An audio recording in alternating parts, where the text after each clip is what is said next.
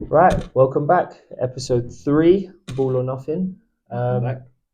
It's been a busy week. It's been a busy week. How's Very your week busy. been? Good week? Good week, yeah. Decent, tired, glad it's Friday. Yeah, glad it's Friday. But yeah, we're just gonna do a quick review Yeah. of the Premier League this week. Yep. You know what? Let's start with the most recent Liverpool taking Chelsea apart. That was Must have been gone down well in your house anyway. Yeah, definitely. Brother was sitting there, sobbing away. Yeah. But you know what? Before that, obviously it was more intense due to the news of Jurgen Klopp Jurgen's departure. at the end of the season. It's going to be very weird Who's without him in the dugout. Who's a replacement? Who are you choosing? Obviously, it's hard to replace a man like Jurgen, but as first choice for probably most Liverpool fans will be Xabi Alonso because he knows the club. Yes, he hasn't won any major honours as a manager, as he's still getting into coaching, but I only see 36 games unbeaten or something with Leverkusen. 7 points clear of Bayern. So if he wins the Bundesliga, it's it's the end of the season as well. So hopefully, but no, it came as a shock. I think we were having a chat when the news broke, and the rest of your day was ruined. But you know, it's one of those. Is it time for a fresh start? Do you need a fresh start? I don't know. Or is he's just lost? He said he's run out of energy. So you look quite energetic when you beat Chelsea. We're gonna give every game as a cup final. We have to respect his decision. So. So you could win the League Cup. Hopefully in 2 weeks' time, and then never know. It's only 2 weeks' time. 2 weeks' time on 25th, Sunday 25th, 2-3 weeks. So that was big news during the week. But yeah, you took Chelsea apart. Yes. Took them apart. They should have had. Hands up. When it was 3-1, they should have had a penalty. I don't. Van Dijk kicked through the back of. I think that was soft. No, we have VAR for a reason. Soft. I'm saying 10. We've seen worse decisions this season. I think we've seen worse given and worse not given, and it's just consistency. Like all we ask for is the rules to be the rules. If it happens, that's all you want. That's all you want. That's it. You've got a video ref for what reason? Do you know what I mean? But no, you lot were far better than Chelsea. One thing my brother was quite annoyed about, and probably Chelsea fans as well. Pochettino playing Cole Palmer as a false nine. What do you think about that? With Breuer on the bench. Listen, Breuer's just gone to Fulham on loan. Strange. We'll talk about that one. But no, I like Cole Palmer. I do think he's going to be playing for England, but that's not his position. You got to have a striker, unless he was so scared of you lot at Anfield with the atmosphere. I'm not surprised, but Nunes, the man who you said is going to be Haaland level. Listen. Hits the woodwork 4 times in one game. He's getting his chances. It's coming. He's not taking them. By the time we record for the next episode, you'll see probably 2-3 goals. Who have you guys got on the weekend? Actually, getting onto that, we've got Arsenal. Yes. Oh, we've got Arsenal. There we go. But at Anfield, at Emirates on Sunday, and apparently he's a major doubt because he was spotted with a protective boot. What do you need a protective boot for? He couldn't shoot with it or without it. It don't matter. I was reading the press conference script just now, and they're saying on the 20th minute, someone stepped on his foot. Jurgen confirmed. One of the Chelsea players stepped on his foot. So that's his excuse for hitting the woodwork 4 times. No. Just getting back onto him playing against Arsenal. We really need it. We will need Diaz with that, with the pressing, with the runs behind Arsenal. That's the only chance I see us getting anything. I like Gakpo though. I think Gakpo's a good footballer. Yeah, he's clever, but he's dipped off in form. I can tell you now, and I'm putting it on this podcast. Diogo Jota scores against Arsenal. What? I don't know. He always turns up and he'll score a header. He loves Arsenal. To be honest, loves the Emirates. Smallest man I know to score headers all the time. We'll get on to predictions in a bit. Yeah, we will talk about predictions, but should be a good one. Yeah. So during the week we had we played Tottenham away, and there's a few talking points there. We'll start with Neil Maupay. What are you doing? Do it when we're 2-0 up, 3-0 up. What are you doing?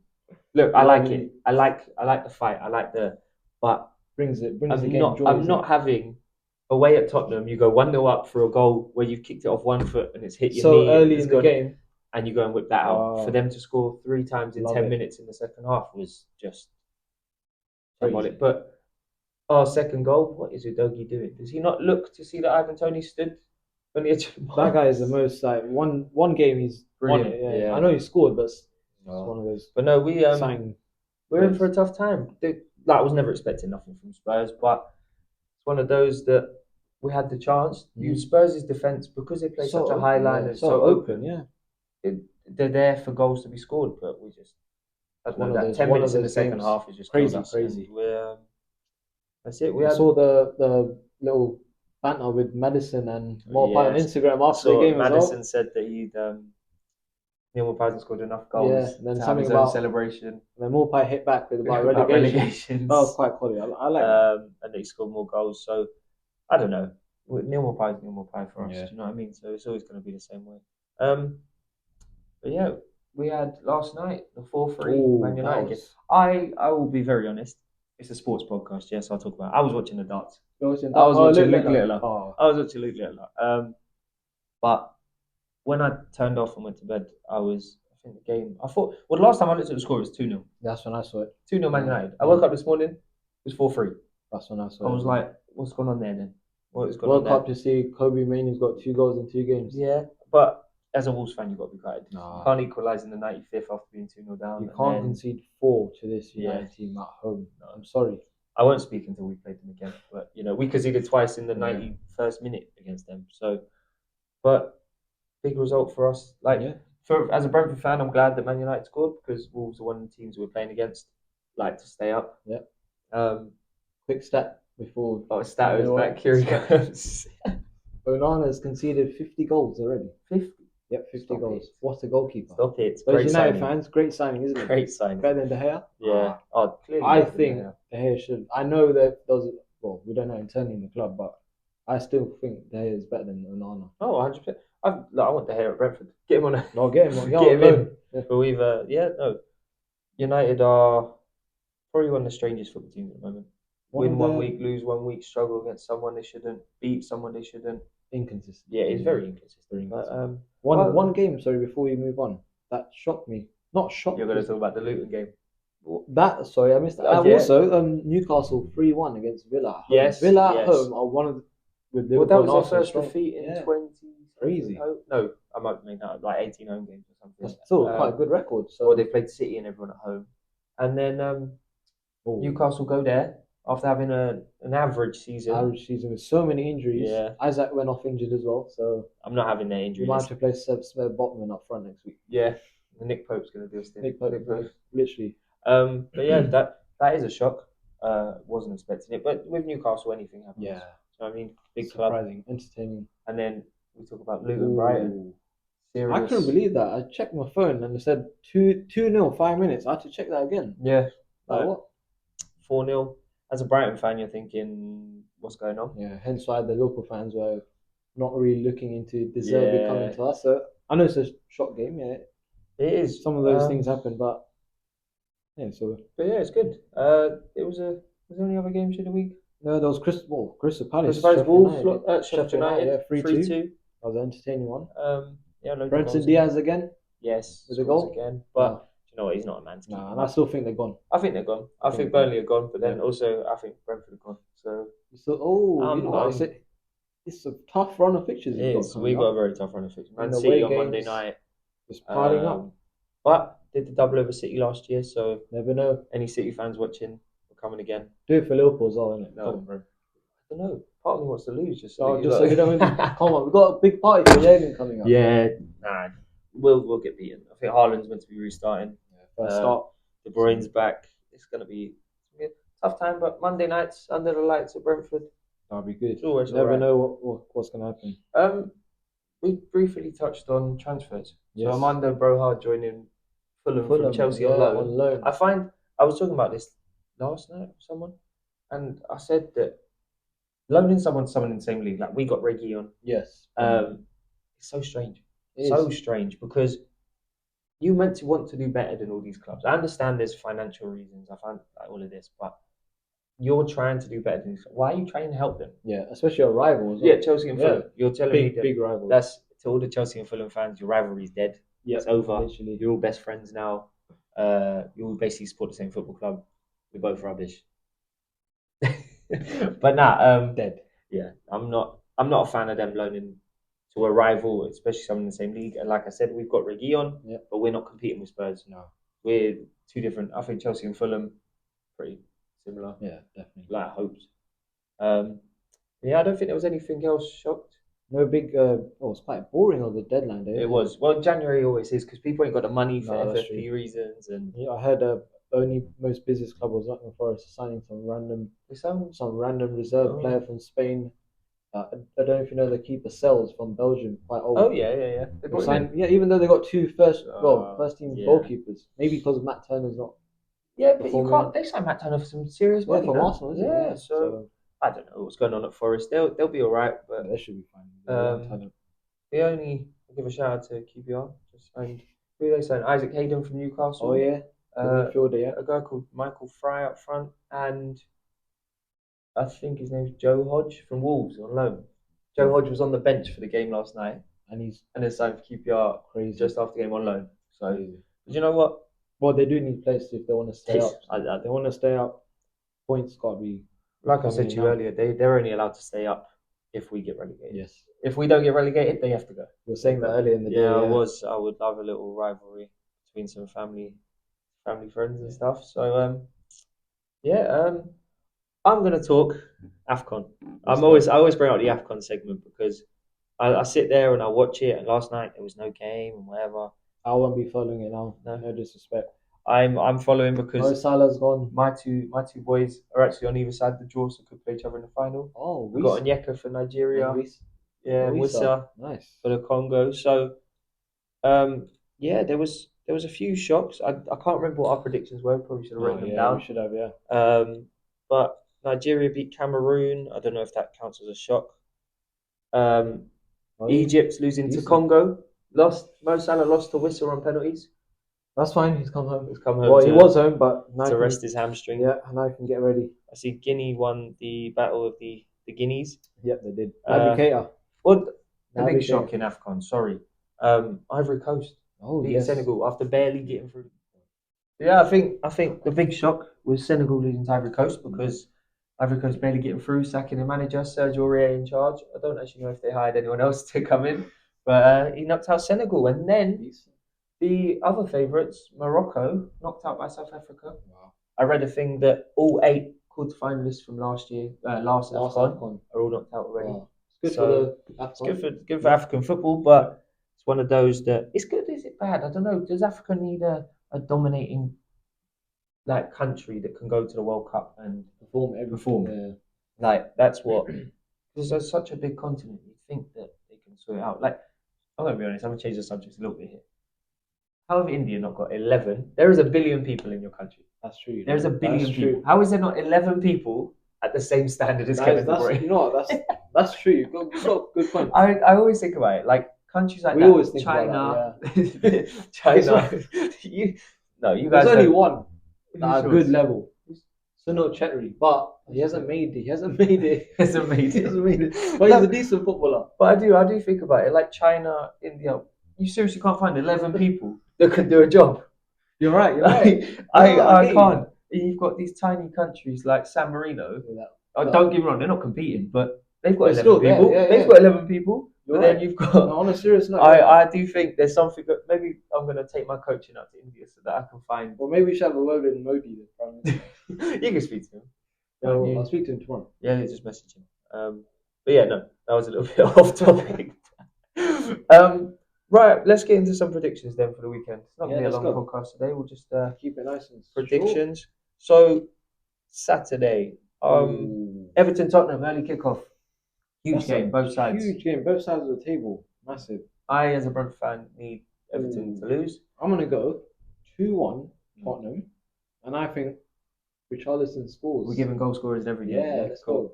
What do you think? He's got 7 and 7 so far. He's on a great run. I'm going to go to draw. I'm going 2-2 draw because Spurs can't defend. Yeah. They should score against Everton, but Everton's a tough place to go. Yeah, atmosphere. Well, let's see. Afternoon kickoff. Let's see. Yeah, 12:30. Yeah. My goal scorer. How believe it? I don't follow Everton too much because Give me a James Tarkowski header from a corner. Let's go for that. He's always scoring. I'm taking a James. So 2-2 Everton, Tottenham. Brighton Palace, Ooh, the derby. The great. derby. At 3 o'clock. Oh. Yeah, so obviously it can't be a derby if you kick off at 3 o'clock on a Saturday. That's Gotta be honest. TV. Yeah, Brighton Palace, the both of them are a bit. Palace very av this season. Brighton, what?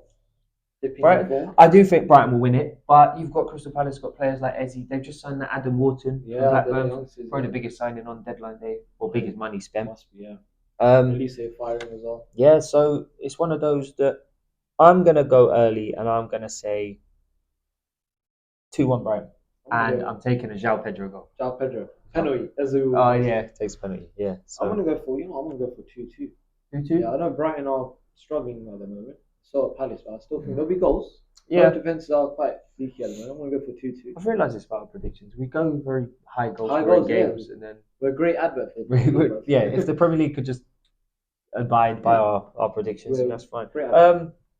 Burnley Fulham, not the most attractive tie in the world, but I'm gonna say a 1-1 draw, and I'm taking Bobby Decordova-Reid to score. He's due a goal actually. Yeah, Bobby Decordova-Reid to score 1-0. I'm gonna go 2-1 Fulham, and I think Willian will score. Yeah. It could be a possibility of a Harry Wilson free kick. Oh yeah, but, he's due a goal as well. He is, and Burnley like a foul. So yeah, there's that one, and then the last 3 o'clock on Saturday, we've got Newcastle Luton. Newcastle Luton. I don't think they're going to St James's to get a result. No I'm going to say 4-0 Newcastle, and Isaac got injured. Yeah, who's going to play up front? No, they might. I don't know who they play at the front. Eddie Howe's got a big. Who's going to score the goals? Bruno Guimaraes to score 2. Guimaraes. Oh, two. Scored 2. All right. Back it now at 5-1. Maybe not. I think Luton score. I'm gonna go for 3-1 Newcastle, and I think I'm gonna predict the away goal scorer this time. I'm gonna go for another goal for Elijah Adebayo. Yeah, no. Do you know what? We played Luton at home, and they started. Carlton Morris. Yes. And I said, as soon as Adebayo comes on, that is their better striker. Yeah. Why didn't he start? What did he do? He scored. That's it. Scored. Patrick against Brighton last week. Yeah, so no, they won't win. No win for Luton, but they can shock me. They've just won 4-0. They've just won 4-0. So yeah, and then the 5:30, Sheffield United, Aston Villa. Aston Villa just taking a home beating. Sheffield United need the points, especially at home. I'm gonna say that they've picked a stinker. 0-0 draw. 0-0. 0-0 draw. Ooh. Then I don't have to pick a goal scorer. Yeah, that's a good one. That was a good one. I'm gonna go 2-1 Villa, and I think obviously Watkins scores as he always does. I like it. I'm gonna go 2-1 Villa. 2-1 Villa. I think they'll be too strong for them. It'll be a narrow, tight affair, but yeah. 2-1. So Sunday we've got the big one on Sunday. Man United, West Ham. That's not what we've got. No, we've got Arsenal, Liverpool, but we'll start with Bournemouth, Forest. Yeah, two teams mid-table. Yeah. Could face relegation. Probably not gonna. Probably not. I'm gonna say it's a 1-1 draw. 1-1 draw, and I think Mr. Dominic Solanke gets back on the goal scoring board, and then goes and wins the February Player of the Month. Not again. He'll score a goal, but other than that, nope. I don't think so. I'm gonna go for 2-1 Bournemouth win. But again, I'm gonna go for away goal scorer. He loves an away goal scorer. I'm gonna go Awoni to score. Listen, back in against Arsenal, straight away scored. Yeah. So I think Awoni's gonna score again. If I was a betting man, you're very much both teams to score guy. Both teams to score guy. 2 o'clock as well, or 3 2 o'clocks. Chelsea Wolves. Ooh. You know what? I was speaking to my brother about this. He's obviously quite worried with the current situation at the club. I would be too. But I know Wolves are doing quite well. But Chelsea are home, so yeah. I'm gonna go for 2-1 Chelsea. I'm taking 3-2 Chelsea. Yeah. 3-2 Chelsea. Goal scorers. Goal scorer, I'm gonna go. You know what? Conor Gallagher. Oh, he's due actually. He's due. Yeah. So I'll take Conor Gallagher. I'm gonna go for Sterling to score. Okay. I like it. Man United West Ham, the last 2 o'clock. I think Man United will beat West Ham. They're kind of dipping at the moment, West Ham. I'm gonna take a 2-0 Man United.